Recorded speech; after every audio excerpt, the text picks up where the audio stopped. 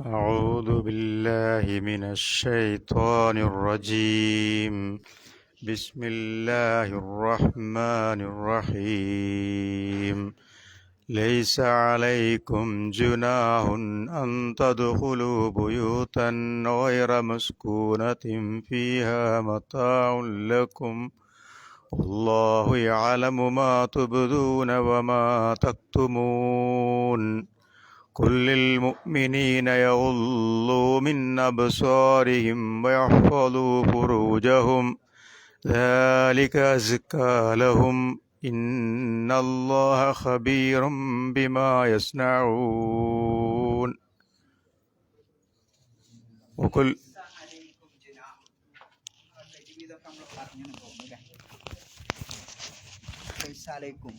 അടെന്താ ചെയ്യേണ്ടത്?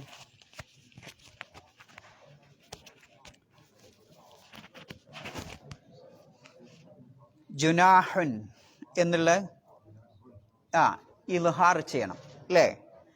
ലൈസ അലൈക്കും ജുനാഹുൻ അൻ തദ്ഖുൽ എന്നുള്ള സാക്കിനാനൂനിനെ യഖ്ഫ ചെയ്യണം. അൻ തദ്ഖുലു. പിന്നെ ബുയൂത്തൻ എന്നുള്ള തൻവീൻ എന്ത് ചെയ്യണം? ഇൽഹാർ ചെയ്യണം. ബുയൂത്തൻ ഗൈറ മസ്കൂന. തിൻ എന്നുള്ള തൻവീൻ എന്ത് ചെയ്യണം? യഖ്ഫ ചെയ്യണം. അപ്പോൾ മസ്കൂനത്തിൻ ഫീഹ, ഫീ രണ്ട് കതിർ നീട്ടണം. ഫീഹ മതാഉല്ലക്കും. അവിടെ മതാഉന്നില്ല ലമ്മ് തൻവീൻ എന്ത് ചെയ്യണം?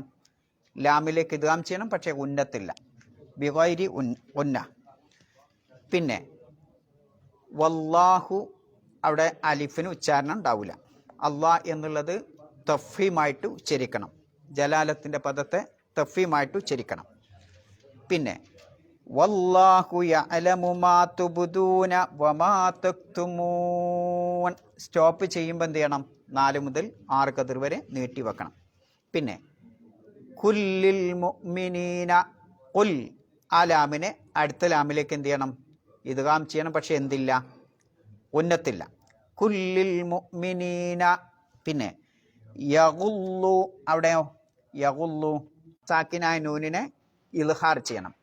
മിൻ അബ്സ്വാരിഹിം, മിൻ അബ്സ്വാരിഹിം മീമിനെയും ഇൽഹാർ ചെയ്താൽ മതി.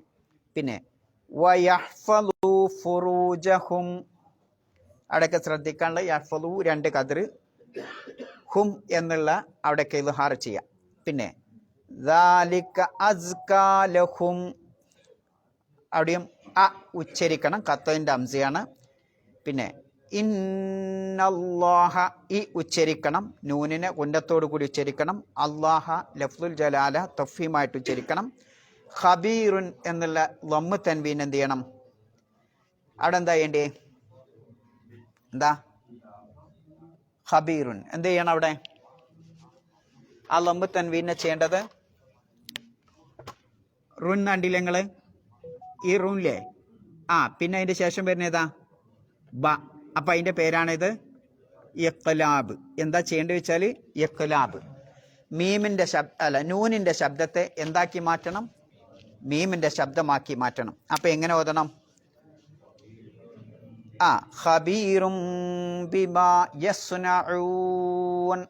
അവിടെ ആ റുൻ എന്നുള്ള സാക്കിനായ ആ ശബ്ദത്തെ മീമിൻ്റെ ശബ്ദമാക്കി ഇഖ്ലാബ് ചെയ്യുക. ആ 2 ആയത്തും എല്ലാവരും കൂടി ഒന്ന് ഓതി വെക്കാൻ ഉറക്കെ. അഊദു ബില്ലാഹ്.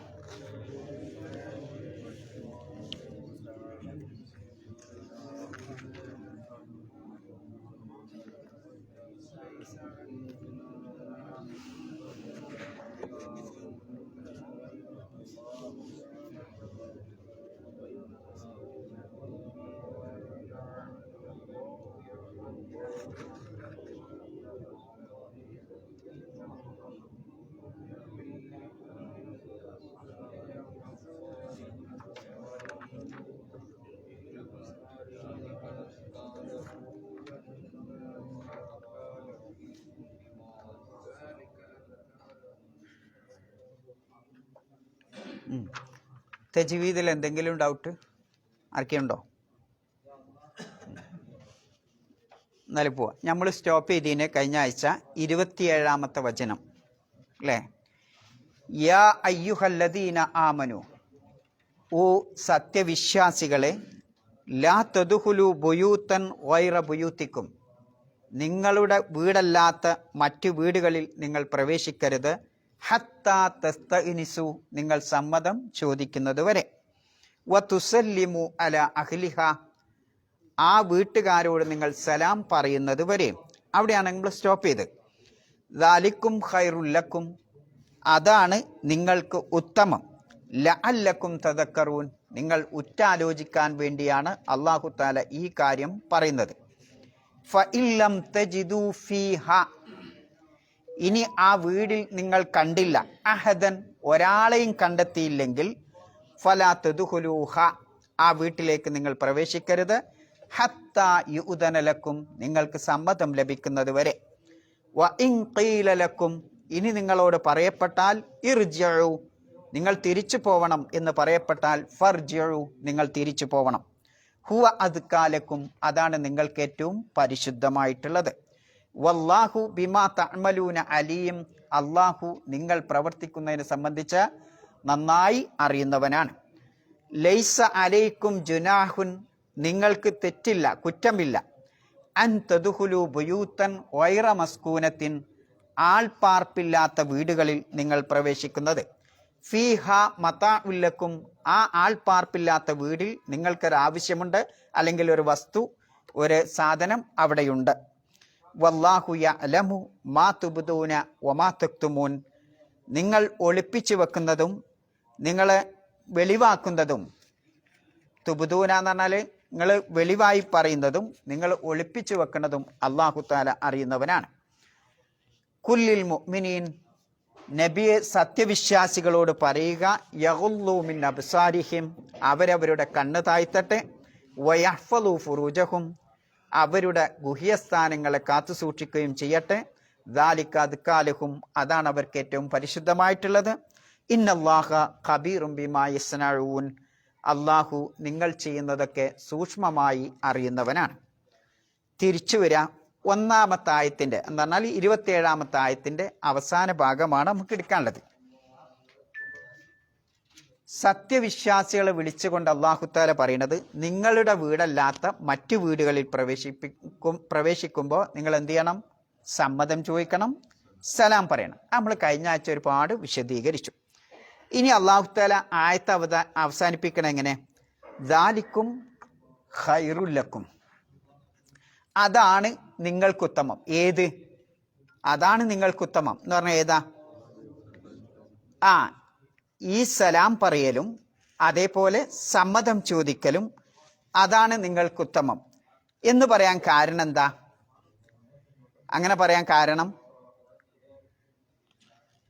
വിസിറ്റിന് വരുന്ന അതിഥിയായ ആൾക്കും ആതിഥേയത്വം സ്വീകരിക്കുന്ന വീട്ടുകാർക്കും ഏറ്റവും നല്ലത് ഏതാണ്? അള്ളാഹുവിൻ്റെ നിയമങ്ങൾ പാലിക്കാനാണ്. അതുകൊണ്ടാണ് ദാലിക ഖൈറുല്ലക്കും എന്ന് പറഞ്ഞത്. നിങ്ങൾക്ക് എന്ന് പറഞ്ഞത് രണ്ടു കൂട്ടർക്കും മാത്രമല്ല, സമൂഹത്തിന് മുഴുക്കെ അതാണ് ഏറ്റവും ഉത്തമമായിട്ടുള്ളത്. അതെന്ന് പറഞ്ഞാൽ അള്ളാഹു പറഞ്ഞിട്ടുള്ള ഈ ആദാബുകൾ, ഈ നിയമങ്ങൾ സ്വീകരിക്കലാണ് നിങ്ങൾക്കുത്തമം. ഇനി പറയാം, ലഅല്ലക്കും തദക്കറൂൻ, എന്തിനാ അപ്പം പടച്ചോ ഇത്ര നിസ്സാരമായ കാര്യം എന്ന് വിചാരിക്കുന്നതൊക്കെ ഇങ്ങനെ പറഞ്ഞു തന്നെ എന്തിനാ? ലഅല്ലക്കും തദക്കറൂൻ, നിങ്ങൾ ആലോചിച്ച് മനസ്സിലാക്കാൻ വേണ്ടിയാണ് എന്നുള്ള. നമ്മളിപ്പോൾ വിചാരിക്കും എന്താ, ഇതൊക്കെ ഇപ്പോൾ ഒരു നിസ്സാര കാര്യം, അല്ലെങ്കിൽ ഒരു ലാഘവത്തോടു കൂടി, എന്താ ഇപ്പോൾ വീട്ടിലേക്ക് പറയുമ്പോൾ സലാം പറയണം, സമ്മതം ചോദിക്കണം, ഒക്കെ ഇപ്പോൾ ഇത്ര ചർച്ച ചെയ്യാണ്ടോ എന്നൊക്കെ നമുക്ക് തോന്നിപ്പോവും. ഒരു ലാഘവത്തോടെ ചിലപ്പോൾ നമ്മൾ ചിന്തിക്കും, അല്ലെങ്കിൽ നമ്മളൊരു നിസാരവൽക്കരിക്കും. അങ്ങനെ നിസാരവൽക്കരിക്കേണ്ട കാര്യമല്ല ഈ പറഞ്ഞിട്ടുള്ളത്. മറിച്ച് എന്താണ്? വളരെ ഗൗരവത്തോടു കൂടി ചിന്തിക്കേണ്ടതാണ്. കാരണം എന്താ? വമഅലമുന്നാരിമിൻ മുസ്തസ്ഖരി ശററിന, വലിയ കാടുകൾക്ക് തീപിടിക്കണം. എന്തുകൊണ്ടേക്കാരം? ചെറിയ ഒരു തീപ്പെട്ടിക്കൊള്ളി അല്ലെങ്കിൽ ഒരു സിഗരറ്റും കുറ്റി ഇടണേക്കാരം വലിയ കാടുകൾക്ക് തീപിടിക്കാം. ഇതേപോലെ എന്താ പോൻ്റെ വീട്ടിലേക്കാട് കയറല്ലേ, ആ നിയമമൊന്നും പാലിച്ചില്ലെങ്കിൽ എന്താ എന്ന് നമുക്ക് തോന്നിപ്പോവും. നമ്മളൊരു ലാഘവത്തോടെ കാണും, അല്ലെങ്കിൽ നിസ്സാരവൽക്കരണം ഉണ്ടാവും. അതൊരിക്കലും ഉണ്ടാവരുത് എന്ന് നിങ്ങൾ മനസ്സിലാക്കാൻ വേണ്ടിയിട്ടാണ് അല്ലാഹു തആല ഇത് നമ്മെ പഠിപ്പിക്കുന്നത്. ഇനി ആലോചിക്കൂ, അള്ളാഹ് ഒരു കാര്യം ചെയ്യണം എന്ന് പറയാം, അത് നമ്മൾ അനുസരിക്കുന്നു. അതനുസരിച്ചാൽ വരുന്ന റിസൾട്ട് എന്താണ്? അള്ളാഹ് ഒരു കാര്യം പിന്നെ ചെയ്യണം എന്ന് പറഞ്ഞിട്ട് അനുസരിക്കാതിരിക്കുന്നു, അത് അനുസരിക്കാതിരുന്നാൽ എന്നുള്ള റിസൾട്ട് എന്താണ്? ഇത് രണ്ടും ചിന്തിക്കണം. അതുകൊണ്ടാണ് അല്ലക്കും തദക്കറും എന്ന് പറഞ്ഞത്. നിങ്ങൾ ആലോചിച്ച് മനസ്സിലാക്കുക എന്ന് പറഞ്ഞാൽ, പടച്ചോൻ പറയാ, ഒരു വീട്ടിലേക്ക് കടന്നു ചെല്ലുമ്പോൾ, നിങ്ങളുടെ വീടല്ലാത്ത മറ്റു വീട്ടിലേക്ക് കടന്നു ചെല്ലുമ്പോൾ അള്ളാഹിൻ്റെ നിയമങ്ങൾ നിങ്ങൾ അനുസരിക്കണം, പാലിക്കണം. എന്നാൽ നമുക്ക് എന്താ റിസൾട്ട് കിട്ടുക? അതാണ് നമ്മൾ ആലോചിക്കാണ്ടേ. ഞാൻ അനുസരിച്ചിട്ടില്ലെങ്കിൽ, ഞാനിപ്പോൾ ഒന്നും പറഞ്ഞില്ല, എന്താ ഇപ്പോൾ വരിക? അതാണ് എന്താ ആ റിസൾട്ട്. രണ്ടും വ്യത്യാസം ഉണ്ടാവും. എങ്ങനെ വ്യത്യാസം വരിക? ചിലപ്പോൾ നമ്മൾ വിചാരിക്കും സമ്മതം ചോദിക്കലൊക്കെ ഇപ്പം എന്താ ഇപ്പോൾ അത്ര വലിയ വിഷയമൊന്നുമില്ല. അത് മാത്രമല്ല, അതിൻ്റെ സ്വാതന്ത്ര്യത്തിന് തടയിടലല്ലേ. ഓൻ്റെ വീട്ടിലേക്ക് പോണതിന് എന്തിനാ അപ്പം ഞാൻ സമ്മതം ചോദിക്കണത്? എന്നെ പിടിച്ച് കെട്ടിയിടണം എന്തിനാ അപ്പം ഒരു കോളിംഗ് ബെല്ലൊക്കെ? എനിക്കത് കടന്നൂടെ? ഓനെ എനിക്ക് നേരത്തെ അറിഞ്ഞൂടെ? അപ്പം എൻ്റെ സ്വാതന്ത്ര്യത്തെ കെട്ടിയിടല്ലേ എന്നാണ് പെട്ടെന്ന് നമ്മൾ ചിന്തിക്കുക. പക്ഷേ കാര്യം അങ്ങനെയല്ല.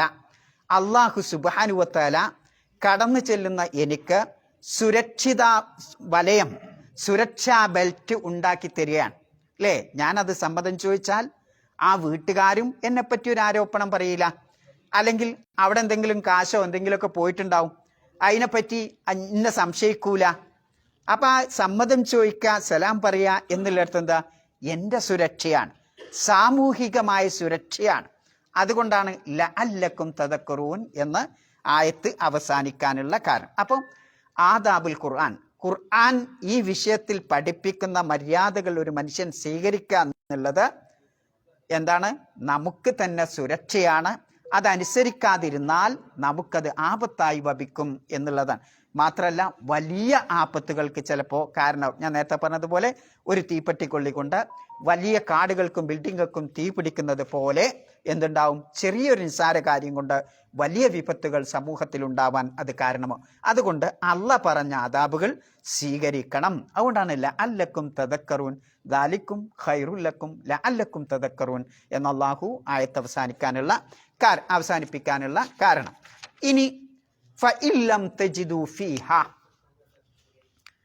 ആ വീട്ടിൽ നിങ്ങൾ കണ്ടില്ല, അഹദൻ എന്ന് പറഞ്ഞാൽ ഒരാളെയും കണ്ടില്ല, ഫലാ തദ്ഖുലൂഹ, അപ്പം അള്ളാൻ്റെ നിയമം എന്താ? നിങ്ങൾ ആ വീട്ടിലേക്ക് കടക്കരുത്, ഹത്താ യുഅ്ദന ലക്കും, നിങ്ങൾക്ക് സമ്മതം ലഭിക്കണത് വരെ എന്നുള്ളതാണ്. അപ്പോൾ ഇനിയിപ്പോൾ നമ്മൾ കടക്കുന്നത് സ്വന്തം വീട്ടിലേക്കാണ് കൂട്ടുക, സ്വന്തം വീട്ടിലേക്കാണ്. അങ്ങനെ ആണെങ്കിൽ പോലും ചിലപ്പോൾ ഈ കുവൈത്തിൽ താമസിക്കണ നമ്മളെ സ്വന്തം വീട് എന്ന് പറയുന്നത് എന്താ? ഫ്ലാറ്റ് ആയിരിക്കും അല്ലേ. ഈ റൂം എൻ്റെതാവും, അടുത്ത റൂം മറ്റവൻ്റെ ആവും, അടുത്ത റൂം മറ്റവൻ്റെ ആവും. അപ്പം എൻ്റെ സ്വന്തം റൂമല്ലേ എന്നാണ് ഞാൻ ചിന്തിക്കുക. പക്ഷേ ആ സ്വന്തം റൂമായാൽ പോലും എന്ത് ചെയ്യണം? നമ്മൾ സമ്മതം ചോദിക്കണം എന്നാണ് പണ്ഡിതന്മാർ പറയുന്നത്. അതാണ് കാരണം. നമ്മൾ മുശക്കലായി താമസിക്കുമ്പോൾ അടുത്തുള്ളവൻ്റെ ഭാര്യ ഉണ്ടാവും ചിലപ്പോൾ അടുക്കളയിൽ എല്ലാം കഴിച്ചിട്ടിട്ട്, അങ്ങനെ ഉണ്ടാവില്ലേ? അല്ലെങ്കിൽ ഉണ്ടാവും ബാത്റൂമിലേക്ക് ഓടണ്. ഇതൊക്കെ കാണാൻ ചിലപ്പോൾ ഇടവരും. അതുകൊണ്ട് വിവരം അറിയിച്ചുകൊണ്ട് സമ്മതം ചോദിച്ചുകൊണ്ടാവണം.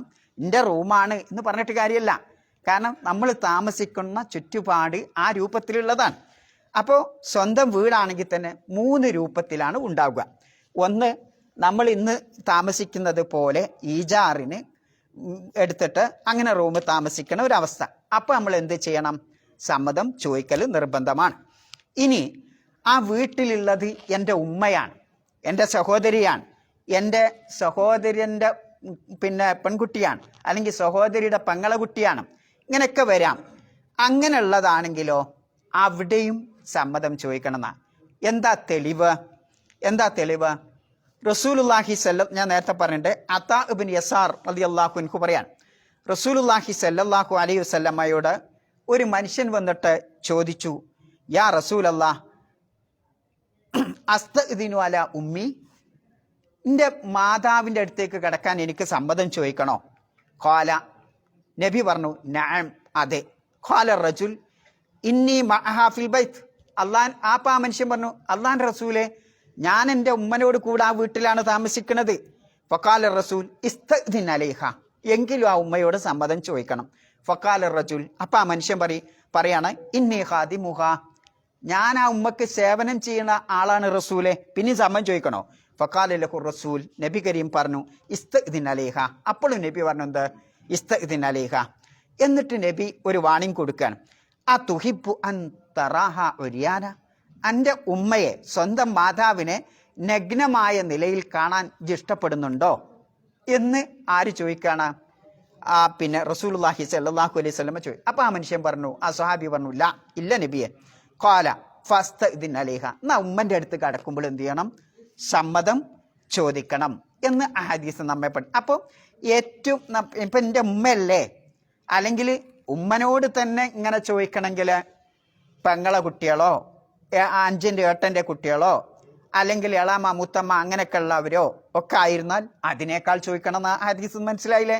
അപ്പൊ സമ്മതം ചോദിക്കുക എന്നുള്ളത് നമ്മുടെ മഹറമിൽപ്പെട്ട ആളാണെങ്കിൽ പോലും, മഹറമിനപ്പം ഉമ്മന്റെ കാലും ഇതൊക്കെ നമുക്ക് കാണാം, മുഖമൊക്കെ കാണാം അല്ലേ, കൈയൊക്കെ കാണാം, പക്ഷെ എല്ലാ ഭാഗവും കാണാൻ പാടില്ല. അപ്പോൾ അതൊക്കെ കാണാം എന്ന ആവശ്യത്തിനല്ലാതെ അല്ലേ, ആലോചിച്ച് നോക്കൂ നിങ്ങൾ. എന്നിട്ട് പോലും റസൂലുള്ളാഹി സ്വല്ലല്ലാഹു അലൈഹി വസല്ലം പറയണത് കാണാൻ പറ്റും ഉമ്മയെ, എന്നിട്ട് പോലും റസൂലുള്ള പറയുന്നത് എന്താ? സമ്മതം ചോദിക്കണം എന്നുള്ള. അപ്പോൾ ഒരു അജ്നബി ആണെങ്കിലോ, ഇപ്പം നമ്മൾ ഫ്ലാറ്റിലൊക്കെ താമസിക്കണ നമുക്ക് കാണാനുള്ളത് അജ്നബിയായ പിന്നെ സ്ത്രീകളായിരിക്കാം അല്ലേ, മഹറമാവൂല. അപ്പം അവിടെ എന്തായാലും ഓരോന്നിൻ്റെയും കാറ്റഗറി വ്യത്യാസമുണ്ട് എന്നർത്ഥം. ഇനി മൂന്നാമത്തത്, നമ്മളെ വീട്ടിലുള്ളത് എൻ്റെ ഭാര്യ മാത്രമാണ്. ആ ഭാര്യനോട് ഞാൻ സമ്മതം ചോദിക്കണോ ചോദിക്കണ്ടേ? നിങ്ങളുടെ അഭിപ്രായം എന്താ? ഭാര്യൻ്റെ അടുത്ത് എൻ്റെ ഭാര്യ മാത്രമല്ലേ, ഞാൻ അവിടെ കയറി ചെല്ലുമ്പോൾ സമ്മതം ചോദിക്കണോ ചോദിക്കണ്ടേ? ചോദിക്കണം. എന്തുകൊണ്ട്? ഒരു പക്ഷേ ആ പിന്നെ ഭാര്യയുടെ അടുത്ത് അയൽവാസിയായ സ്ത്രീ ഉണ്ടാവും, അല്ലെങ്കിൽ ഭാര്യൻ്റെ അഞ്ചത്തിയോ എട്ടത്തിയോ അങ്ങനെ ആരെങ്കിലുമൊക്കെ ഉണ്ടാവും, അല്ലെങ്കിൽ ബന്ധപ്പെട്ട ആരെങ്കിലുമൊക്കെ ഉണ്ടാവും, അയൽവക്കത്തുള്ള ആരെങ്കിലുമൊക്കെ ഉണ്ടാവും. അപ്പൊ പെട്ടെന്ന് നമ്മൾ സമ്മതം ചോദിക്കാതെ എൻ്റെ വീടല്ലേ എന്ന് പറഞ്ഞ് കയറി ചെന്നാൽ അവിടെയും ചിലപ്പോൾ അപ്പൊ സൂക്ഷ്മതയ്ക്ക് വേണ്ടി എന്താ നല്ലത്? അവിടെയും പിന്നെ സമ്മതം ചോദിക്കലാണ്. ഇനിയിപ്പോൾ നമ്മൾ ചിലപ്പോൾ ഉണ്ടാവും വീട്ടിൽ നിന്ന് പിന്നെ പുറപ്പെട്ട് ഞാൻ പോവാണെന്നൊക്കെ ഭാര്യനോട് സലാം പറഞ്ഞൊക്കെ പുറപ്പെട്ട് ഉടനെ തന്നെ ഒരു സാധനം മറന്നുപോയി, അത് എടുക്കാൻ വേണ്ടിയിട്ട് നമ്മൾ തിരിച്ച് ചെല്ലുമ്പോൾ അപ്പം സമ്മതം ചോദിക്കണ്ടേ?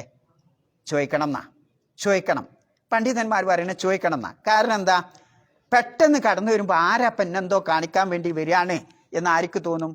ഭാര്യയ്ക്ക് തോന്നും. അതുകൊണ്ട് വലിയ അപകടത്തിന്, അറ്റാക്ക് വരെയുള്ള അപകടത്തിനൊക്കെ കാരണമാകും. അതുകൊണ്ട് ആ സമയത്തും നിങ്ങൾ ഏത് അവസരത്തിലായാലും ചോദിക്കണം. എന്നാൽ ചോദിക്കേണ്ട ഒരവസ്ഥ ഇല്ലാത്ത ചില രംഗങ്ങളുണ്ട്. അതേതാ? അടുത്ത വീട്ടിൽ പിന്നെ തീ പിടിക്കാണ്, അവിടെ ഞാനവിടെ കിടക്കട്ടോ പറഞ്ഞ് കുത്തിരിക്കുക അല്ല, അവിടെ വേഗം പോയിട്ട് എടുക്കാൻ കൂടണം അല്ലേ? അല്ലെങ്കിൽ ഇതാ കള്ളനോ എന്ന് പറഞ്ഞ് നിലവിളിക്കുന്നു, അപ്പോൾ ഞാൻ കിടക്കട്ടെ എന്ന് സമ്മതം ചോദിക്കണോ? വേണ്ട. ആ നിലവിളിക്കുന്നതിൽ നിന്ന് ആ കള്ളനെ പിന്നെ ഉപദ്രവത്തിൽ നിന്ന് രക്ഷപ്പെടുത്താൻ വേണ്ടിയിട്ട് നമുക്ക് അങ്ങോട്ട് കടന്നു ചെല്ലാം, അവിടെ സമ്മതം ചോദിക്കേണ്ട ആവശ്യമില്ല. അപ്പോൾ ഇങ്ങനെയുള്ള ദറൂറത്തിൻ്റെ അവസ്ഥയിലല്ലാത്ത മറ്റ് രംഗങ്ങളിലൊക്കെ എന്ത് ചെയ്യണം? സമ്മതം ചോദിക്കണം എന്നുള്ളതാണ്. ഇനി താമസമില്ലാത്ത വീട്ടിലേക്കാണ് കടന്നു ചെല്ലണ കൂട്ടുക. താമസമില്ല, അങ്ങനാണെങ്കിൽ അതിൻ്റെ ഹുക്കം എന്താ? താമസമില്ലാത്തൊരു വീട്ടിൽ നമ്മൾ കടന്നില്ലാണെങ്കിൽ പിന്നെ ഒന്നാമത്തെ ഹുക്കം സമ്മതമില്ലാതെ അങ്ങോട്ടും കടന്നു ചെല്ലരുതെന്നാ. കാരണം ഞാനിപ്പോൾ പോയിട്ട് പിന്നെ കോളിംഗ് ബെല്ലടിച്ചു അല്ലെങ്കിൽ വാതിലിന് മുട്ടി, ഒരാളും എനിക്കൊരു മറുപടിയും തരുന്നില്ല, അതിൻ്റെ ഉള്ളിൽ ആരും മറുപടി, പക്ഷെ വാതിലൊക്കെ ഇങ്ങനെ തുറന്നിട്ടാണ്, ഓപ്പണാണ്, വാതിലൊന്നും പൂട്ടിയിട്ടൊന്നുമില്ല, ഓപ്പണാണ്. എന്നാ കടക്കാൻ പറ്റുമോ? കടക്കരുത് എന്നാണ്. കാരണം എന്താണെന്ന് വെച്ചാൽ അങ്ങനെ കടന്നു പോയാൽ ഞാൻ എന്നെ തന്നെ കൊണ്ടുപോയി നാശത്തിലേക്കും അപകടത്തിലേക്കും കൊണ്ടുപോയിടുകയാണ്. കാരണം എന്താ? വാതിലൊക്കെ ഓപ്പണല്ലേ, ഞാൻ വാതിലിനൊക്കെ മുട്ടീന്, ആരും മറുപടിയൊന്നും പറയുന്നില്ല, എന്നാപ്പം അങ്ങോട്ട് കടക്കാൻ പറ്റുമെന്ന് വെച്ചാൽ കടക്കാതിരിക്കലാണ് ഏറ്റവും ഉത്തമം. എന്താ കാരണം?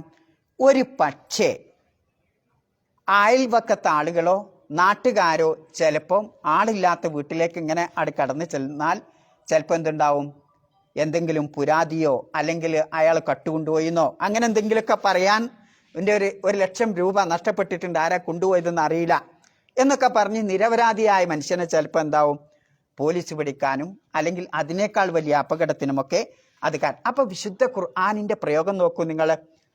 ഫഇല്ലം തജിദു ഫീഹ അഹദൻ, ഒരാളെയും കണ്ടില്ല, വാതിലൊക്കെ ഓപ്പണാണ്, ഒരാളെയും കണ്ടില്ല, എന്നാലും എന്ത് ചെയ്യാൻ പാടില്ല, ഫലാ തദ്ഖുലൂഹ, നിങ്ങളതിലേക്ക് ആ വീട്ടിലേക്ക് കടക്കരുത്. വിശുദ്ധ ഖുർആനിന്റെ ആ ഒരു മുഅ്ജിസത്ത് ഇങ്ങനെ നേലിച്ച് നിൽക്കണമെന്ന് നോക്കി നിങ്ങൾ. അള്ളാഹുവിന്റെ റസൂലിന് അള്ളാഹു താല ജിബ്രീൽ മുഖേന 14 നൂറ്റാണ്ടുകൾക്ക് മുമ്പ് പഠിപ്പിച്ച ഈ നിയമം ഇന്ന് മനുഷ്യൻ പാലിക്കുകയാണെങ്കിൽ ഒരുപാട് അപകടത്തിൽ നിന്ന് രക്ഷപ്പെടാൻ മനുഷ്യന് സാധിക്കും. പലപ്പോഴും നമ്മൾ പിടിക്കപ്പെടുന്നതും അപകടത്തിൽപ്പെടുന്നതൊക്കെ നിരപരാധികളായിരിക്കും. കുറ്റം ചെയ്തോ അതുമായിട്ട് പോയിട്ടുണ്ടാവും, പക്ഷെ പെടുന്നതാരാ? പലപ്പോഴും നിരപരാധികളായിരിക്കും. ഇപ്പോൾ ഉദാഹരണമായിട്ട് നമ്മളൊരാൾ നാട്ടിൽ പോവാ, ഇയാൾ എന്ത് ചെയ്തു, ഞാൻ പോവാണ്, നിങ്ങളവിടെ താമസിച്ചോളിട്ടോ പറഞ്ഞ് ചാവിയൊക്കെ എനിക്ക് ചാവിയൊക്കെ തന്നു. ഞാൻ ആരോടും ചോദിക്കാതെ പോയിട്ട് അയൽപക്കത്തുള്ള റൂമിലൊന്നും പറയാതെ ഞാനത് തുറന്നിട്ട് ഞാൻ അതിലേക്ക് കടന്നാലോ, അതും അപകട. ചാവി തന്നാൽ മാത്രം പോരാന്നുള്ളതാണ്. ഹത്തിയായ പിന്നെ എന്ത് വേണം, എഴുതി വാങ്ങണം എന്നാ. കാരണം എന്താണെന്ന് വെച്ചാൽ എൻ്റെ അഡ്രസ്സ് ചിലപ്പോൾ എവിടെ ആയിരിക്കും, സാൽമയിലേക്കും, ഇവിടെ താമസിക്കുന്നത് ഫൈഹയിലേക്കും. വല്ല ചെക്കിങ്ങും വന്നാലോ അടുത്ത റൂമുള്ളവനോ വലിയ വേറെ ഏതെങ്കിലും രാജ്യക്കാരായിരിക്കും, അവിടെ സ്ത്രീകളോ ആയിരിക്കും. അപ്പം എന്നെ പിടിക്കപ്പെടുമ്പോൾ അതൊക്കെ വലിയ അപകടത്തിലേക്ക് വരും. വിശുദ്ധ ഖുർആനിൻ്റെ ഇത് നോക്കും നിങ്ങൾ. എന്താ വിശുദ്ധ ഖുർആൻ? ഫഇല്ലം തജിദു ഫീഹ അഹദൻ ഫലാ തദ്ഖുലുഹ, ചാവി തന്നാലും വേണ്ടിയില്ല, എന്ത് ചെയ്യണം, ഖത്തിയായ തെളിവ് വേണം എന്നതാണ് പണ്ഡിത അഭിപ്രായം എന്നുള്ളതാണ്. പിന്നെ ചിലപ്പം അയാളൊക്കെ സമ്മതിച്ചിട്ടുണ്ടാവും, പക്ഷേ രേഖയില്ലെങ്കിലോ അതും അപകടം വരുത്തും. അപ്പോൾ ഇതിനൊക്കെ ഉൾക്കൊള്ളിക്കാൻ പറ്റുന്ന വിശുദ്ധ ഖുർആനിന്റെ ഒരു പദമാണ് ഇത്, ഫഇല്ലം തജിദു ഫീഹ അഹദൻ ഫലാ തദ്ഖുലൂഹ. അവിടെ നിങ്ങൾ ഒരാളെയും കണ്ടിട്ടില്ലെങ്കിൽ അങ്ങോട്ട് കടന്നു പോവരുത് എന്നുള്ളതാണ്. ഇനി ഒരാൾ നിങ്ങൾ മടങ്ങി, ആളുണ്ട് പക്ഷെ ഇങ്ങനെ പറഞ്ഞു, എന്താ നിങ്ങൾ മടങ്ങിപ്പോണം എന്ന് പറഞ്ഞാൽ ഏറ്റവും ഉത്തമം ഏതാണ്? ഫർജിയൊഴുന്ന, നിങ്ങൾ മടങ്ങണം എന്നാണ്. ആളുണ്ട് പക്ഷെ അതിൻ്റെ ആൾ ചിലപ്പോൾ ഉടമയായിരിക്കൂല, അങ്ങനെയൊക്കെ ഉണ്ടാവും. ഉടമയായിരിക്കൂല, കാവൽക്കാരനോ അല്ലെങ്കിൽ ഹാരിസോ ഒക്കെ ആയിരിക്കും. അയാൾ പറയാ പിന്നെ നിങ്ങൾ മടങ്ങിപ്പോകണം. ചിലപ്പോൾ ഹാരിസ് വരാൻ പറഞ്ഞിട്ടാവും വരുന്നത്, 12 മണിക്ക് വരാൻ പറഞ്ഞാൽ ഞാൻ 4 മണിക്കായിരിക്കും എത്തുന്നത്. അപ്പം ഹാരിസ് പറയും നിങ്ങൾ പൊയ്ക്കോളി അറിയും, അല്ലേ, നിങ്ങൾ മടങ്ങിപ്പോയിക്കോളി, ഞങ്ങൾ 12 മണിക്കല്ലേ പറഞ്ഞു. എന്നാൽ പിന്നെ ഹാരിസ് ഉണ്ട് പറഞ്ഞിട്ട് അവിടെ കയറി ചെല്ലാൻ പറ്റുമോ? പറ്റൂല എന്നുള്ളതാണ്. ആലോചിച്ചു നിങ്ങൾ. എന്തുകൊണ്ടാണത്? ആ വീട്ടിൻ്റെ ഓണർ എനിക്ക് അങ്ങോട്ട് കടക്കാൻ പ്രവേശനം നൽകിയിട്ടുണ്ടെങ്കിലും അതിന് ഉത്തരവാദിത്തം നൽകിയ ആള് സമ്മതം തരുന്നില്ല എങ്കിൽ നമ്മൾ അങ്ങോട്ട് കടക്കാൻ പാടില്ല. മടങ്ങണം എന്ന് പറഞ്ഞാൽ എന്ത് ചെയ്യണം? മടങ്ങ തന്നെ വേണം. അതാണ് നമുക്ക് ഏറ്റവും പരിശുദ്ധമായിട്ടുള്ളത്. എന്നിട്ട് ഖുർആൻ പറയുന്നത് നോക്കുങ്ങൾ, ഹുവ അദ്കാലക്കും, അല്ലേ, അതാണ് നിങ്ങൾക്ക് ഏറ്റവും പരിശുദ്ധമായിട്ടുള്ളത്. എന്താ അങ്ങനെ പറയാൻ കാരണം? എൻ്റെ കേൾവിക്കും എൻ്റെ കീർത്തിക്കും എൻ്റെ മാന്യതക്കും അതേപോലെ എൻ്റെ സ്ഥാനമാനങ്ങൾക്കും എൻ്റെ വ്യക്തിത്വത്തിനും ഏറ്റവും പരിശുദ്ധമായിട്ടുള്ളത് ആ മടങ്ങലാണ്. ഞാൻ അവിടെ ഇങ്ങനെ നിന്ന് ഞാൻ പിന്നെ എൻ്റെ ഇത് ഉപയോഗിച്ച് മല്ലുപയോഗിച്ച് ഞാൻ അങ്ങോട്ട് കടന്നു നിന്നാൽ ഒരു പക്ഷേ അത് വലിയ അപകടത്തിന് കാരണമാവും. ഞാൻ പോവാതെ അവിടെ ഇങ്ങനെ നിന്നാലോ ഒരു പക്ഷേ അതും സംശയത്തിന് കാരണമാവും. അവിടെ പിന്നെ സംശയം കടന്നു വരും ആളുകൾക്ക്. അപ്പം പോണം എന്ന് പറഞ്ഞാൽ എന്ത് ചെയ്യുക? പോവാണ് ഏറ്റവും ഉത്തമം എന്നുള്ളതാണ്. അതുകൊണ്ടാണ് ഫഇല്ലം തജിദു ഫീഹ അഹദൻ ഫലാ തദ്ഖുലൂഹ ഹത്താ യുഅ്ദന ലക്കും, സമ്മതം കിട്ടുന്നവരെ. ഫഇൻ ഖീല ലക്കും ഇർജിഉ ഫർജിഉ, നിങ്ങൾ മടങ്ങിപ്പോണെന്ന് പറഞ്ഞാൽ നിങ്ങൾ മടങ്ങുക. ഹുവ അദ്കാലക്കും, അതാണ് നിങ്ങൾക്ക് ഏറ്റവും പരിശുദ്ധമായിട്ടുള്ളത്. ഇനി പറയാം, വല്ലാഹു ബിമാ തഅമലൂന അലീം, നിങ്ങൾ എന്താണോ പ്രവർത്തിക്കുന്നത് അള്ളാഹു അത് സൂക്ഷ്മമായി അറിയുന്നവനാണ്. അതൊരു ഭീഷണിപ്പെടുത്തലാണ്. എന്താ അങ്ങനെ ഭീഷണിപ്പെടുത്താൻ കാരണം? ഒരു പക്ഷേ ഇയാൾ കടന്നു വന്നത് മറ്റെന്തെങ്കിലും ഉദ്ദേശത്തിനാണോ? പോവാൻ പറഞ്ഞിട്ടും പോവാതെ അവിടെ തന്നെ ഉറച്ചു നിൽക്കുന്നത് അയാളുടെ മനസ്സിൽ മറ്റെന്തെങ്കിലും ഉദ്ദേശമുണ്ടോ? അപ്പം മനുഷ്യന്റെ മനസ്സിൽ കോപ്യമായി കിടക്കണ ആ ഉറങ്ങിക്കിടക്കണ എന്തെങ്കിലുമൊക്കെ ചിന്തകളുണ്ടെങ്കിൽ അത് അറിയുന്നവനാണ് കേട്ടോ അള്ളാഹു എന്ന ഒരു ഭീഷണിയും കൂടി പറഞ്ഞിട്ടാണ് ഈ ആയത്ത് അവസാനിപ്പിക്കുന്നത്. അപ്പം മടങ്ങിപ്പോകണം എന്ന് പറഞ്ഞാൽ മടങ്ങിപ്പോകണം. ഇനി പറയാം, ലൈസ അലൈക്കും ജുനാഹുൻ, നിങ്ങൾക്ക് തെറ്റില്ല. ഇതുവരെ അതിൻ്റെ ഏകദേശ രൂപങ്ങളൊക്കെ നമ്മൾ കഴിഞ്ഞ ആഴ്ച വിശദീകരിച്ചിട്ടുണ്ട്.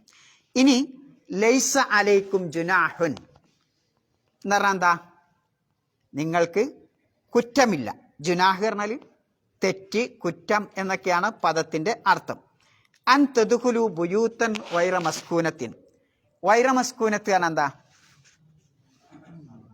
ആൾ താമസമില്ലാത്ത, ആൾ പാർപ്പില്ലാത്ത വീട്ടിലേക്ക് നിങ്ങൾ കടന്നു ചെല്ലുന്നത് കൊണ്ട് തെറ്റില്ല.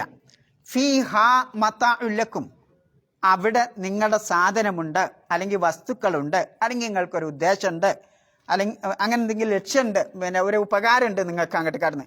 എന്താ അതുകൊണ്ട് ഉദ്ദേശിക്കണത്? നമ്മൾ താമസിക്കാനല്ലാതെ മറ്റ് ആൾപ്പാർപ്പിനല്ലാതെ മറ്റ് ആവശ്യങ്ങൾക്ക് വേണ്ടി ഉണ്ടാക്കുന്ന ബിൽഡിംഗ് ഇല്ലേ? ഇപ്പോൾ ഉദാഹരണമായിട്ട് സൂപ്പർ മാർക്കറ്റുകൾ, പിന്നെ ബസ് സ്റ്റോപ്പുകൾ, ബസ് സ്റ്റാൻഡ്, മഴ വരുമ്പോൾ കയറിക്കാൻ വേണ്ടിയുള്ള അത്തരം സ്ഥലങ്ങളൊക്കെ അല്ലേ? അല്ലെങ്കിൽ യാത്രക്കാർക്കൊക്കെ പിന്നെ വിശ്രമിക്കാനുള്ള ഇസ്തിറാഹാത്ത് എന്ന് പറഞ്ഞിട്ട് ഇതുണ്ട്. ഈ ആയത്ത് ഇറങ്ങാൻ തന്നെ ഒരു കാരണമുണ്ട്. എന്താ കാരണം? ഈ ആയത്ത് ഇറങ്ങാൻ അവതരണ ഹേതു എന്താ പറയണത്? അത് പറയുമ്പോൾ ഒന്നുകൂടി മനസ്സിലാവും. നബി സല്ലല്ലാഹു അലൈഹി വസല്ലമക്ക് നിങ്ങൾ വീട്ടിൽ പിന്നെ പ്രവേശിക്കുമ്പോൾ സമ്മതം ചോദിക്കണം എന്നുള്ള 27-ാമത്തെ വചനം ഇറങ്ങിയപ്പോൾ അബൂബക്കർ റളിയല്ലാഹു അൻഹു ചോദിക്കണം. ചില റിവായത്തുള്ള മറ്റ് സഹാബികളും, ഒരു റിവായത്തുള്ള അബൂബക്കർ റളിയല്ലാഹു അൻഹു ചോദിക്കണം, യാ റസൂലല്ലാഹ്, തിരുദൂതരെ, ഫകൈഫ ബിതുജാരി ഖുറൈശിൻ അല്ലദീന യഖ്തലിഫൂന മിൻ മക്ക വൽ മദീന വശാം വബൈത്തുൽ മഖ്ദസ്. ഖുറൈശികളായ കച്ചവടക്കാർ അവരിങ്ങനെ വന്നും പോയിക്കൊണ്ടിരിക്കണാണല്ലോ, മക്കത്ത് നിന്ന് മദീനേക്കും, മദീനയിൽ നിന്ന് മക്കേക്കും, അതേലെ ഇപ്പോൾ ഷാമിലേക്കും ഫലസ്തീനിലേക്കും ഒക്കെ ഓലിങ്ങനെ പോയിക്കൊണ്ടിരിക്കണല്ലേ. അങ്ങനെ യാത്ര പോയിക്കൊണ്ടിരിക്കണ അവർക്ക് വലഹും ബുയൂത്തുൻ മാലൂമ അലത്തരി, വഴിയോരത്ത് അവർക്ക് പിന്നെ താമസിക്കാനുള്ള ചില വീടുകളുണ്ടാവും. അപ്പോൾ അത് വഴിയോരത്തല്ലേ, അവിടെ ആരോടാണ് സമ്മതം ചോദിക്കേണ്ടത്? അങ്ങനെയുള്ള സ്ഥലത്തേക്ക് കയറുമ്പോൾ സമ്മതം ചോദിക്കണോ എന്ന് റസൂലുള്ളാഹി സ്വല്ലല്ലാഹു അലൈഹി വസല്ലമയോട് പിന്നെ സഹാബിയായ അബൂബക്കർ റളിയല്ലാഹു അൻഹു ചോദിച്ചു. മറ്റൊരു റിവായത്തിൽ മറ്റു സഹാബികൾ ചോദിച്ചു. ആ സമയത്താണ് ഈ ആയത്ത് അവതരിപ്പിക്കുന്നത്. ലൈസ അലൈക്കും ജുനാഹുൻ അൻ തദ്ഖുലു ബുയൂത്തൻ ഗൈറ മസ്കൂനത്തിൻ, ആൾപ്പാർപ്പില്ലാത്ത വീട്ടിൽ നിങ്ങൾക്ക് പ്രവേശിക്കുന്നത് കൊണ്ട് തെറ്റില്ല. എന്നിട്ട് പറയാം ഫീഹാ മതാഉൽ ലക്കും എന്ന് പറഞ്ഞാൽ എന്താ? അവിടെ നിങ്ങൾക്കുള്ള ഒരു ആവശ്യമുണ്ട്. ഒരു മതാഅ് എന്ന് പറഞ്ഞാൽ ഒരു ഹലാലായ ആവശ്യമുണ്ട്. ഇപ്പോൾ ഉദാഹരണമായിട്ട് ഒന്ന് മൂത്രമൊഴിക്കാനാവും, അല്ലെങ്കിൽ രാത്രി ഒരു ഇത്തിരി നേരം കടന്നുറങ്ങാനാവും അല്ലേ? അങ്ങനെയുള്ള സ്ഥലത്തേക്ക് കടന്നു പോകുമ്പോൾ സമ്മതം ചോദിക്കേണ്ടതില്ല എന്നുള്ള. സൂപ്പർ മാർക്കറ്റ് അല്ലേ, വലിയ വലിയ സൂപ്പർ മാർക്കറ്റ് കണ്ടില്ല നിങ്ങൾ? അവിടേക്ക് കടന്നു പോകുമ്പം സമ്മതം ചോദിക്കേണ്ട ആരെങ്കിലും? അല്ലെങ്കിൽ ഒരു ഷോപ്പിക്ക് കടന്നു പോകുമ്പം സമ്മതം ചോദിക്കേണ്ടോ? എന്തിനാ നമ്മൾ സൂപ്പർ മാർക്കറ്റ് പോണത്? ഫീഹാ മതാഉൽ ലക്കും, അവിടെ നമുക്കൊരു ആവശ്യമുണ്ട്. എന്തെങ്കിലും സാധനം വാങ്ങാനോ, ഒരു ജ്യൂസ് വാങ്ങാനോ, വെള്ളം വാങ്ങാനോ, അല്ലെങ്കിൽ മറ്റെന്തെങ്കിലും വാങ്ങാനോ ഷോപ്പിലേക്ക് പോകണോ, അങ്ങനെ തന്നെ. അപ്പം ഇത്തരത്തിലുള്ള ഇതിനാണ് എന്താ പറയണത്. ഇനിയിപ്പോൾ നമ്മളൊരു യാത്ര കഴിഞ്ഞ് ബാംഗ്ലൂരിൽ നിന്ന് കോഴിക്കോടെത്തി, കോഴിക്കോട് നമ്മൾ മൂത്രമൊഴിക്കണം. അവിടെ മൂത്രമൊഴിക്കട്ടെ എന്ന് പറഞ്ഞാൽ കടന്ന് സമ്മതം ചോദിക്കേണ്ടോ? ഇല്ല, ആ മൂത്രപ്പൊരി കയറി മൂത്രമൊഴിക്കലല്ലേ അല്ലേ? അത്തരം രംഗത്തൊന്നും ഇനിയിപ്പം ബസ് കാത്തിരിക്കുക, അവിടെ ഞാനുകൂടി ഇവിടെക്കട്ടെ എന്ന് പറഞ്ഞാൽ സമ്മതം ചോദിച്ചിട്ട് വെല്ലടിച്ചിട്ട് നമ്മൾ ബസ് സ്റ്റോപ്പിൽ കയറൽ അല്ല. അവിടെ അതൊക്കെ പൊതുസ്ഥലങ്ങളാണ്. അപ്പം അത്തരം സ്ഥലങ്ങളിൽ സമ്മതം ചോദിക്കേണ്ടതില്ല. അതാണ് ഗൈറ മസ്കൂന എന്ന് പറയാനുള്ള. അതൊന്നും താമസിക്കാൻ വേണ്ടി ഉണ്ടാക്കിയതല്ല, മറിച്ച് താൽക്കാലിക വിശ്രമത്തിന് വേണ്ടി ഉണ്ടാക്കിയതാണ്. അത്തരം രംഗത്ത് എന്ത് ആവശ്യമില്ല? സമ്മതം, ഈ പറഞ്ഞ നിയമം ആവശ്യമില്ല. ഇനി അതിനേക്കാൾ അത്ഭുതകരം, അള്ളാഹു സുബ്ഹാനഹു വ തആല ഈ ആയത്ത് അവസാനിപ്പിക്കണം എങ്ങനെയൊക്കെയാണ്? നിങ്ങൾ വല്ലാഹു യഅലം മാ തുബ്ദൂന വമാ തക്തുമൂൻ. നിങ്ങൾ ആൾപ്പാർപ്പില്ലാത്ത വീട്ടിൽ നിങ്ങൾക്കൊരാവശ്യമുണ്ട്, ആ ആവശ്യത്തിന് വേണ്ടി നിങ്ങൾക്ക് അങ്ങോട്ട് പ്രവേശിക്കാൻ സമ്മതം ചോദിക്കേണ്ടതില്ല. എന്നിട്ട് അള്ളാഹ് പറയാ എന്താ, വല്ലാഹു യഅലം, അള്ളാഹ് അറിയൂട്ടോ, മാ തുബ്ദൂന, നിങ്ങൾ വ്യക്തമാക്കുന്നതും, വമാ തക്തുമൂൻ, നിങ്ങൾ നിങ്ങളുടെ അകത്തളങ്ങളിൽ ഒളിപ്പിച്ചു വെക്കുന്നതും അള്ളാഹു അറിയും. എത്ര ഫിറ്റാണ് ആ ആയത്ത് അവസാനിപ്പിക്കണ നോക്കുങ്ങള്. ഞാൻ സൂപ്പർ മാർക്കറ്റിലേക്ക് കയറണം എന്തിനാ? ഞാൻ ഇപ്പോൾ ഇവിടെ ഏറ്റവും വലിയ സൂപ്പർ മാർക്കറ്റ്, ഇപ്പോൾ ചിലപ്പോൾ ഉണ്ടാവും നമ്മളൊക്കെ നാട്ടിൽ കുട്ടികൾ 5 സ്കൂൾക്ക് പോകാൻ വേണ്ടി ഏറ്റവും റെഡിയാ മോനാട് കൊണ്ടുപോയാക്കാൻ, ചെറിയോനെ കൊണ്ടുപോയാക്കാൻ, ബസ് സ്റ്റോപ്പ് കൊണ്ടുപോയാക്കാൻ, ബസ് സ്റ്റാൻഡിൽ കൊണ്ടുപോയാക്കാൻ. എന്തായിക്കോരാം, എന്തിനാ ഉണ്ടാക്കണ ഞങ്ങൾ? അടുത്തുള്ള ഓൻ്റെ ഏതെങ്കിലും ഫ്രണ്ടിനെയോ ഒരു സ്ത്രീയോ പെൺകുട്ടിയോ ഒക്കെ സംസാരിക്കാനും കാണാനൊക്കെ ആയിരിക്കും ഓൻ്റെ മനസ്സ്. അല്ല ഈ കുട്ടിനെ കൊണ്ടാക്കണേ. അള്ളാഹ് അവസാനിപ്പിക്കണ നോക്ക് നിങ്ങൾ. അവിടെ സലാം പറഞ്ഞ് കയറേണ്ട ആവശ്യമില്ല. മറിച്ചെന്താ, സമ്മതം ചോദിക്കേണ്ട ആവശ്യമില്ല. മറിച്ചെന്താണ്, ഈ പോകുന്ന ആളുടെ മനസ്സിൻ്റെ അകത്തളത്തുള്ളത് അള്ളാഹു സുബ്ഹാനഹു വ തആല അറിയൂട്ടോ എന്ന് പറഞ്ഞുകൊണ്ടാണ് അവസാനിക്കുന്നത്. നമ്മൾ സൂപ്പർ മാർക്കറ്റിലേക്ക് കയറുമ്പോൾ അങ്ങനെ തന്നെ. എന്താ എത്ര ഷോപ്പുണ്ട് പോണ വഴിക്ക്, അതിലൊന്നും കയറൂല. ഈ സൂപ്പർ മാർക്കറ്റ് പോയി, വലിയ തിരക്കുള്ള സൂപ്പർ മാർക്കറ്റ് പോയി നമ്മളൊരു വെള്ളത്തിന് വേണ്ടി കയറും, വണ്ടി കയർത്തിട്ട്. എന്തിനാണത്? എന്തുകൊണ്ടാ മിക്കവാറും ചെറുപ്പക്കാർ കയറുന്നത് വല്ലാഹു യഅലം മാ തുബ്ദൂന വമാ തക്തുമൂൻ. അവരുടെ മനസ്സിൻ്റെ അകത്തുണ്ടാവും എന്താ, അവിടെ പിന്നെ ഇങ്ങനെ നാണത്തോടു കൂടി അഴിഞ്ഞ് കൊഴിഞ്ഞിങ്ങനെ വശീകരിക്കണ സംസാരിക്കുന്ന കുറേ സെയിൽസുകൾ ഉണ്ടാവും. അത് കാണാനായിരിക്കും മിക്കവാറും അല്ലേ. എന്നിട്ട് ഇതിനെത്ര വാങ്ങാനാ, അവസാനം അവിടെ ഇട്ടുകൊണ്ട് വരും ചെയ്യും. ഇങ്ങനെ എത്ര ആളുകൾ കയറി മറിയണ കാണാം നമുക്ക്. ആലോചിച്ച് നോക്കൂ. അള്ളാഹ് നോക്കി, നിങ്ങൾ സൂപ്പർ മാർക്കറ്റ് പോകുമ്പോൾ നിങ്ങൾ സമ്മതം ചോദിക്കണ്ട, പക്ഷേ വല്ലാഹു യഅലം മാ തുബ്ദൂന എന്നല്ലേ, വമാ തക്തുമൂൻ, നിങ്ങളുടെ മനസ്സിൻ്റെ അകത്ത് എന്താണോ ഒളിപ്പിച്ചു വെച്ചത് അത്, ആ നിയ്യത്ത്, ആ രഹസ്യം ആരറിയും? അള്ളാഹു സുബ്ഹാനഹു വ തആല അറിയും എന്നുള്ളതാണ്. അപ്പോൾ ഇവിടെയൊക്കെ നമ്മൾ ശ്രദ്ധിക്കേണ്ടത് ഇത്തരം രംഗങ്ങളാണ്. നമ്മുടെ മനസ്സിലെന്താണോ ഉള്ളത് ഇതാണ്. അതുകൊണ്ട് തന്നെയാണല്ലോ ഒന്ന് വലിയ വലിയ സൂപ്പർ മാർക്കറ്റുകളൊക്കെ അത് ഈ സ്രാവുകളെ പോലെ ചെറിയ ചെറിയ കടകളൊക്കെ തിന്നുക. അതിന് ഒരു ഉപയോഗിക്കുന്ന യുക്തി എന്താ? ഈ സംഗതിയാണ്.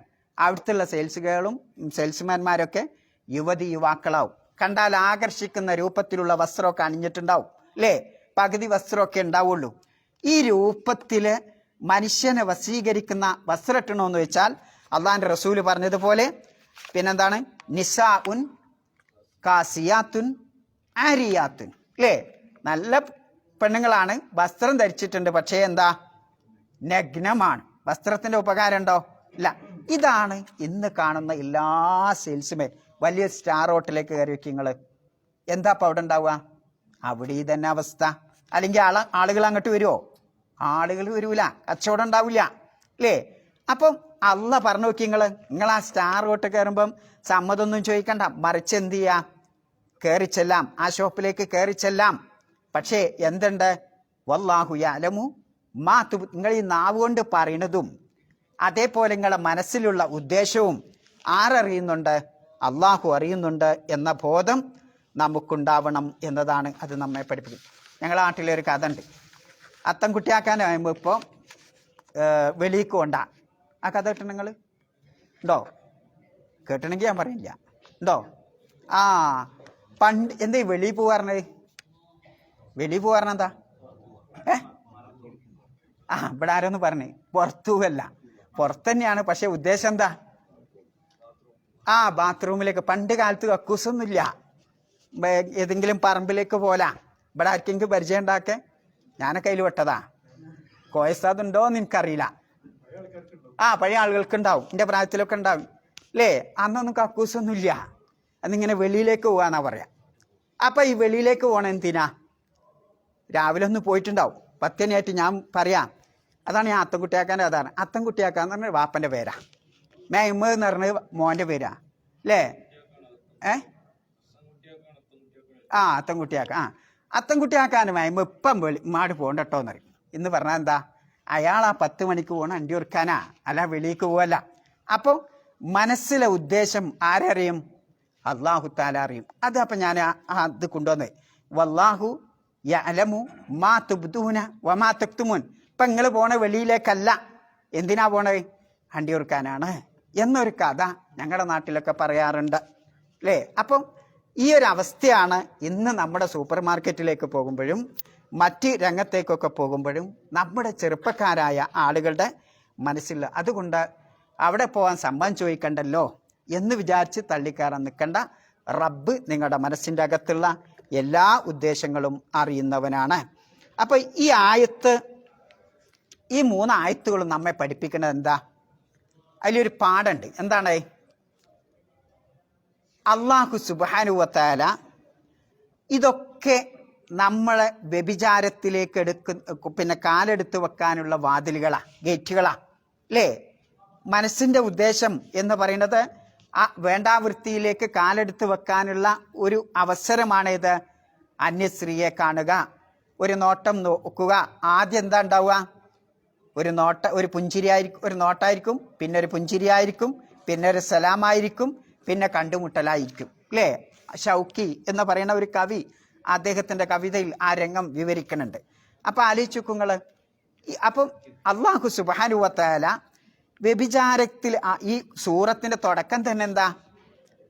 അസ്സാനിയത്തു വസ്സാനി ഫജ്ലിദു കുല്ല വാഹിദിൻ എന്ന് പറഞ്ഞിട്ടാ മിയത്ത് ജൽദ അല്ലേ. വ്യഭിചാരത്തിൻ്റെ വിഷയം സംബന്ധിച്ചിട്ടാണ് ഈ സൂറത്ത് തുടങ്ങുന്നത് തന്നെ. അപ്പോൾ അതിലേക്ക് വാതിൽ തുറക്കുന്ന, ഗേറ്റ് തുറക്കുന്ന എല്ലാ രംഗങ്ങളും അള്ളാഹു സുബ്ഹാനഹു വ തആല കൊട്ടിയടക്കുകയാണ്.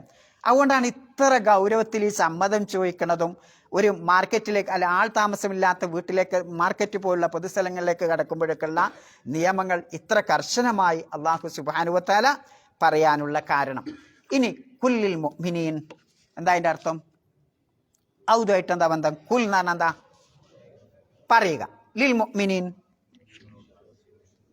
വിശ്വാസികളോട് പറയുക. യഗുല്ലു മിൻ അബ്സാരിഹിം എന്താ? വല്ലാ എന്ന് പറഞ്ഞാൽ താഴ്ത്ത. മിൻ അബ്സാരിഹിം അവരവരുടെ കണ്ണ് താഴ്ത്തട്ടെ.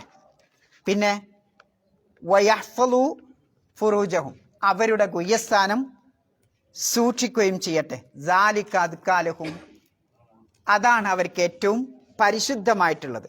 ഇന്നല്ലാഹ ഖബീറും ബിമാ യസ്നഊൻ അള്ളാഹു സുബ്ഹാനഹു വ തആല അവർ ചെയ്യുന്നതൊക്കെ സൂക്ഷ്മമായി അറിയുന്നവനാണ്. ഇവിടെ കണ്ണ് താഴ്ത്താനാണ് പറയുന്നത്. എന്താ അപ്പം കണ്ണും ഇതുമായിട്ട് ബന്ധം ആലോചിച്ച് നോക്കിയാണ്.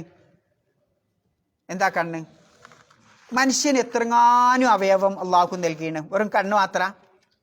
കാതുണ്ട്, കൈയുണ്ട്, കാലുണ്ട്, മൂക്കുണ്ട്. പക്ഷേ കണ്ണ് മാത്രം ഇവിടെ താഴ്ത്തണം. നിങ്ങൾ ചെവിട് പൊത്തണം എന്ന് പറഞ്ഞോ? ഇല്ല, അന്നും പറഞ്ഞില്ല. മറിച്ച് അള്ളാഹ് ഇവിടെ എടുത്തു പറഞ്ഞത് നിങ്ങളുടെ കണ്ണ് താഴ്ത്തണം. വല്ലാ എന്ന് പറഞ്ഞ വാക്കിൻ്റെ അർത്ഥം എന്താ? വല്ലാ എങ്ങനെ കണ്ണാഴ്ത്ത? ശരിക്കാ പദം ഇത്ബാഖുൽ ജുഫൂൻ അലൽ ജുഫൂന്ന അല്ലേ. ജുഫൂൻ എന്ന് പറയുന്നത് എന്താ? കണ്ണിൻ്റെ പോളല്ലേ, ആ പോളല്ലേ, ആ പോള അവിടെ പൂട്ടി വെക്കുക. അപ്പോൾ പൂട്ടുമ്പോൾ പിന്നെ കണ്ണാണോ? ഇല്ല. അപ്പം ഭാഷാർത്ഥം അതാണെങ്കിലും ഉദ്ദേശിക്കുന്നത് എന്താ? ഉദ്ദേശിക്കുന്നത് കണ്ണ് താഴോട്ട് നോക്കുക എന്നുള്ളതാണ്. ഒന്ന് താഴോട്ട് നോക്കുക. ഇടത് സൈഡിലാണ് നമുക്ക് നോക്കാൻ പറ്റാത്തുണ്ടെങ്കിൽ നമ്മൾ വലത്തോട്ട് നോക്കിയാലും മതി. ഇനി വലത്ത് സൈഡിലാണെങ്കിൽ നമുക്ക് നോക്കാൻ പറ്റാത്തുണ്ടെങ്കിൽ ഇടത്ത് സൈഡിലോട്ട് നോക്കിയാലും മതി. അപ്പോൾ അതാണ് ആ ഇസ്തിലാഹിയായൊരു പദമാണിത്. വല്ലുൽ ബസർ കണ്ണ് താഴ്ത്തുക എന്ന് പറഞ്ഞതുകൊണ്ട് ഉദ്ദേശിക്കുന്നത് അതാണ്. ശരിക്ക് പോള രണ്ടും പൂട്ടണേനാണെന്ന് പറയാ വല്ല എന്നുള്ള പദം ഉപയോഗിക്കുന്നത്. ഇതാരോടാ പറയുന്നത്? മുഹമ്മദ് നബി സല്ലല്ലാഹു അലൈഹി വസല്ലമയോട് സത്യവിശ്വാസികളായ ആളുകളോട് കൽപ്പിക്കാൻ വേണ്ടി പറയാൻ. എന്തിനാ അങ്ങനെ പറയണേ? ഇവിടുത്തെ ഒരു അമീർ ഒരു സെക്രട്ടറിയോട് പറയാം, ഇങ്ങനെ കൽപ്പിക്കണം കേട്ടോ, ആളുകളൊക്കെ ആ തൊഴിലാളികളോടൊക്കെ ഇങ്ങനെ പറയണം എന്ന് പറഞ്ഞാൽ എന്തുണ്ടാവും? ആ പറയാൻ പോകുന്ന കാര്യത്തിന് എന്തുണ്ടാവും? ഒന്നുകൂടി ഗൗരവവും ബഹുമാനവും ഉണ്ടാവും അല്ലേ? അമീറിൻ്റെ ഓർഡറാണ് എന്ന് പറയുമ്പോൾ ഇതേപോലെ അള്ളാഹു സുബ്ഹാനഹു വ തആല പ്രവാചകൻ സല്ലല്ലാഹു അലൈഹി വസല്ലമയോട് പറയാൻ, കുൽ എന്ന് പറഞ്ഞാൽ എന്താ? നബിയോട് പറയാൻ. ഇനി അതിലുള്ള മറ്റൊരു യുക്തി, എന്തിനാപ്പ കുൽ നബിയോടല്ലേ പറഞ്ഞ? ആ വാക്കടെ ഒഴിവാക്കി വിടേനോ? നിങ്ങൾ കണ്ണ് പൂട്ടണം.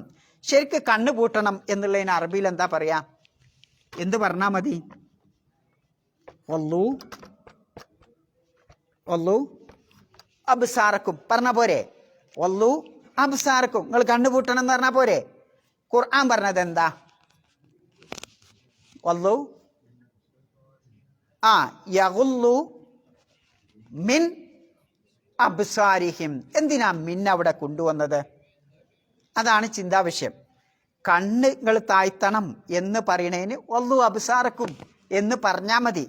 പക്ഷേ അത് പറയാതെ ഒല്ലു യഗുല്ലു മിൻ അബ്സാരിഹിം എന്ന് പറഞ്ഞതിൽ എന്താ യുക്തിയുള്ളത്?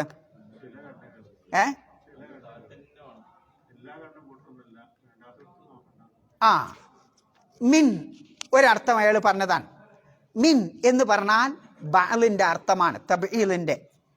എല്ലായിടത്തും നിങ്ങൾ കണ്ണ് ചിമ്പാൻ കുത്തിർക്കണ്ട. എൻ്റെ ഉമ്മ ഉണ്ട്, എൻ്റെ പെങ്ങളുണ്ട്, എൻ്റെ ഏട്ടത്തിൻ്റെ കുട്ടികളുണ്ട് അല്ലേ?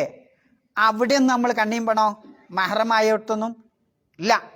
നമുക്ക് കാണാൻ പറ്റാത്ത അള്ളാഹു സുബ്ഹാനഹു വ തആല ഹറാമാക്കിയിട്ടുള്ള ഭാഗത്തേക്ക് നോക്കുമ്പോൾ മാത്രം നമ്മൾ എന്ത് ചെയ്താൽ മതി? കണ്ണിമ്പിയാൽ മതി. അപ്പം എല്ലായിടത്തും ചിമ്പണ്ട.